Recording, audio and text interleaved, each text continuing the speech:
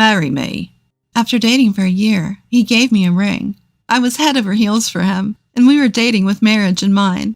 We both wanted 2 kids, ideally a boy and a girl. He had always said we would split the chores and parenting duties, so I accepted his proposal without any concern. My name is Lily. I'm a 26-year-old office worker, leading an ordinary life, but my life changed about a year and a half ago. I fell in love at first sight with a man named Brian at a business dinner. With the help of my friends, I managed to get close to him and approached him relentlessly. Within 6 months, we started dating, and a year later, we were married. I'm so happy to be married to Lily. Living with the person you love is so much fun.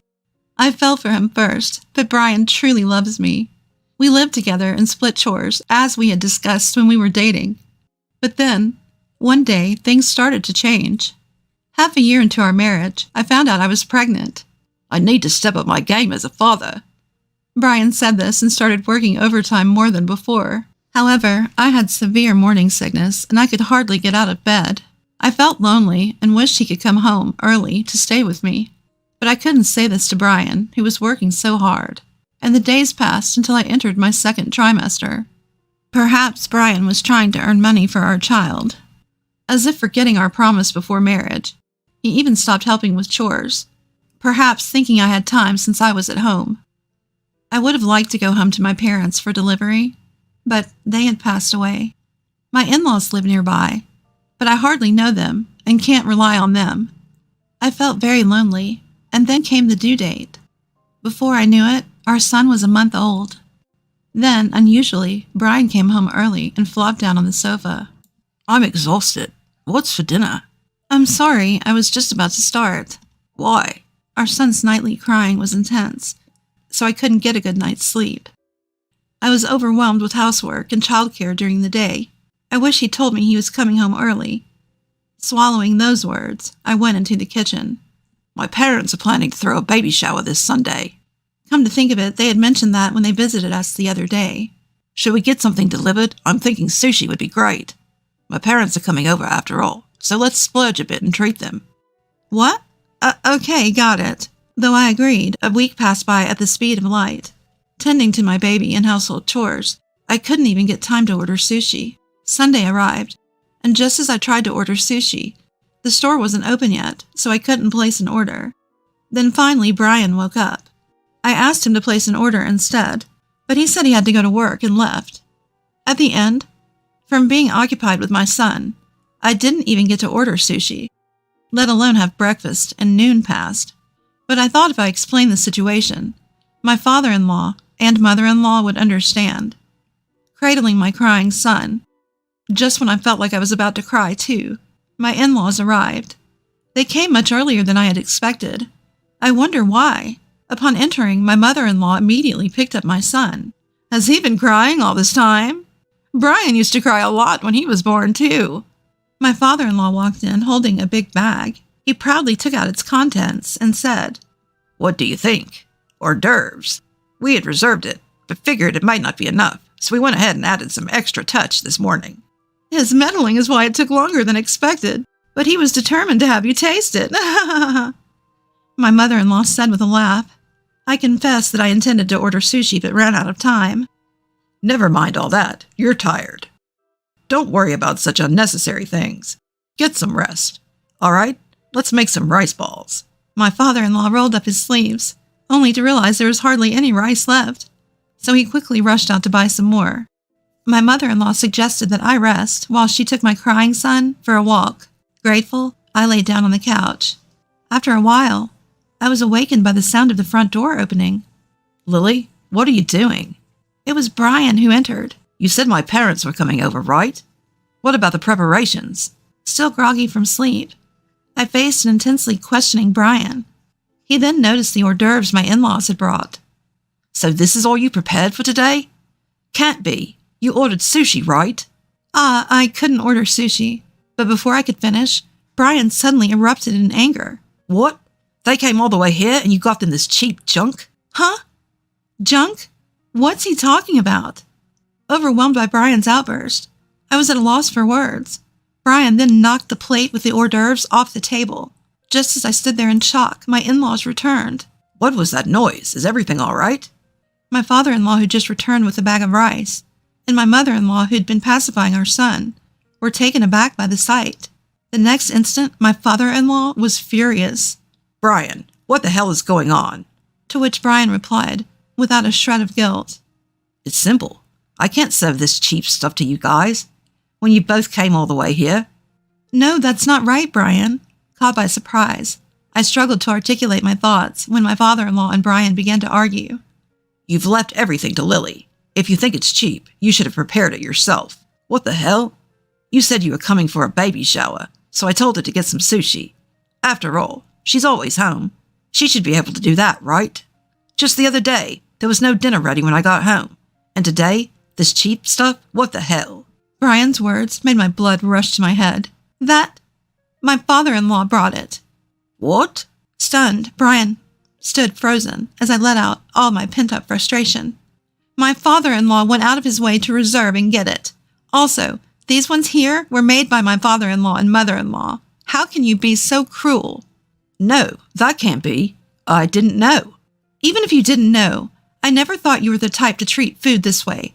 It's just despicable. Brian paled considerably. And just because I'm always home doesn't mean you don't have to do anything.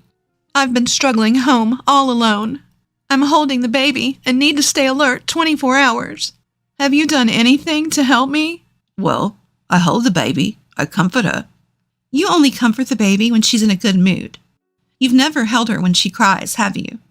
Whenever she starts crying, you hand her over to me, and when she cries at night, you leave the room because you can't sleep. Everything I'd been thinking since the baby was born came spilling out. I couldn't stop myself. Do you think I'm resting just because I'm home when you're here, Brian? Do you think I'm just sleeping all day with the baby? I'm not in perfect health, and I'm lucky if I can get 2 hours of sleep. You say you have to go to work, but I can never catch a break from parenting. Why do I have to take care of you in the midst of that? Tears streaming down my face, I continued to berate Brian.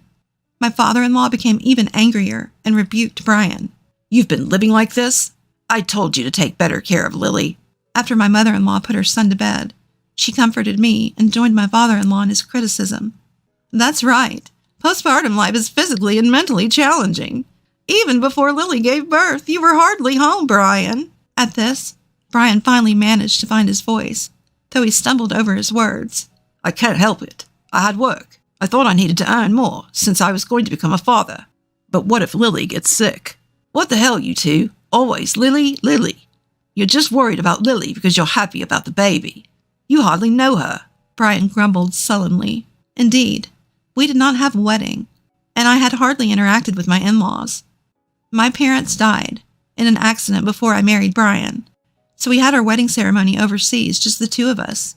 The only proper meeting we'd had with my in-laws was when we greeted them to receive their blessings. My in-laws lived about a 30-minute drive away, but even when we visited occasionally, I only followed Brian, and we hardly had any substantial conversation. When I found out I was pregnant, it seemed like my in-laws were willing to help out, but they felt like strangers, and I doubted we'd get along well. However, this changed when I was about 2 months away from giving birth. Lily, how are you feeling? Do you mind if your father-in-law and I come over? I was surprised when I received a phone call out of the blue from my mother-in-law, but I had no reason to decline. So I said we were waiting for them and started cleaning up while cradling my swollen belly. Before long, the doorbell rang. My father-in-law and mother-in-law were already here. What's going on? Hello, we thought you'd start cleaning if we told you we were coming, so we called when we were close by. Are you about to have lunch? Would you like to join us? My mother-in-law, a brisk woman, had always intimidated me a bit, but her thoughtfulness nearly brought me to tears. Lily, sit down. We'll take care of the rest, said my father-in-law. Started tidying up along with my mother-in-law. Honestly, I was in pain and didn't feel like moving or cleaning because my belly was heavy. I was planning to just have a quick lunch today. Moreover, since I started my maternity leave, I had very few conversations with people, which stressed me out, so I was very pleased with their visit. It seemed like my in-laws were worried about me, but they had refrained from contacting me so as not to inconvenience me. However, they got worried when they didn't hear from Brian and learned from my father-in-law that he had been working overtime and coming into work on his days off and was just sleeping when he was home. so they decided to rush over today. I was so happy that I decided to tell Brian about it and waited for him to come home. He didn't come home until after 11 p.m. As soon as Brian noticed I was awake, he rushed over. What are you doing? Why aren't you sleeping? I was just trying to tell him about the visit from his parents, so why was he so angry? I couldn't help but wonder if he had something to hide. All I could say was sorry, and I crawled into bed crying. Even after that, my in-laws kept coming over to help regularly, but I never had the opportunity to tell Brian.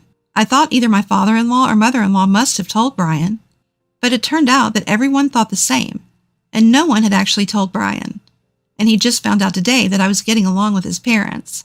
Seeing this, Brian made a pitiful face. I can't believe it. I'm Lily's husband and their real son. Why am I the only one being left out? I had calmed down once, but his words made me feel irritated again. Left out? I tried to tell you so many times. There were times when I waited for you to come home to tell you, but whenever you saw me awake, you got mad, asking why I was awake. Are you sure you're not hiding anything? I ended up saying what I had intended not to.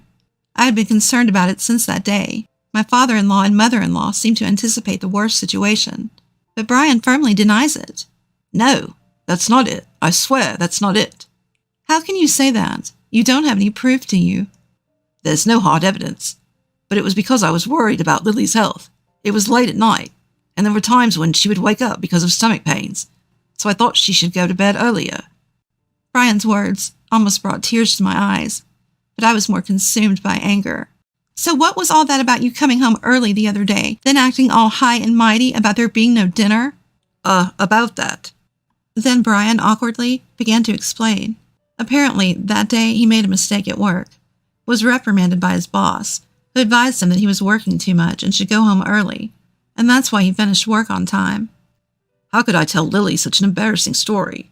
That's why I took it out on her. I'm sorry. I see. Brian was trying his best as a father after all. From that point, we finally got to have a heart-to-heart conversation. Even when our son cried, he said he thought it was better if I held him, because he would stop crying sooner. Hearing this, Brian started crying. I was under pressure to be a more responsible father, and that, unlike mothers, I thought I had to toughen up and not spoil my child as a father. His words were disjointed, but I knew Brian was trying his best as a father. It was nerve-wracking going through our first childbirth, and it must have been the same for Brian. Brian crying like a child. Seeing him like this, I couldn't help but start crying as well. Suddenly, from the next room, we could hear our son crying. My father-in-law and mother-in-law picked up our son and started soothing him, all while starting to laugh. What a family. This is entertaining. Like father, like son, huh? Let's see who stops crying first. In the end, our son was the first one to stop crying. After this incident, it seems Brian had a change of heart and began to balance his work and family life. At one point, I even contemplated divorce, but I am content with how things are now. Brian's ideal father was a stern, silent breadwinner, but that was so out of character for him. I don't know why he held such an ideal. He realized it himself, and it has become a dark chapter in his history. If anyone brings up the subject, he blushes and runs away. Now he is more tender to our son, and even helps out when he wakes up crying at night. We are expecting a daughter next, and Brian and I are looking forward to it.